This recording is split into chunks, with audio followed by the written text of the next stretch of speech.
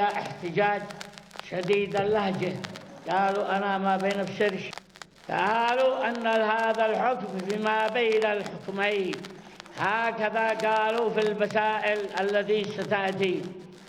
المسألة الأولى بقينا في المغلوط بها، شبه صحيح مغلوط بها، زوجوا 2 عيال ب2 بنات من الشهر وكثرة الضيوف، غلطوا وزفوا هذا إلا هذا وهذا إلا هذا، فوضعها ماذا يسمى مغلوطه.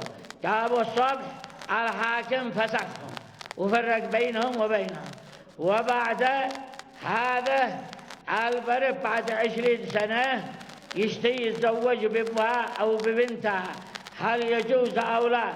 قالوا لا يجوز، لأنه إما نكاح صحيح أو شبه الصحيح وهو المغلوط بها.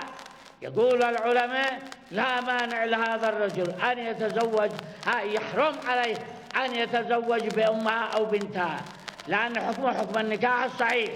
وإنما اختلف العلماء في الزنا، إذا زنى قالوا إذا زنى بامرأة لا يجوز أن يتزوج بأمها، ولا يجوز أن يتزوج ببنتها.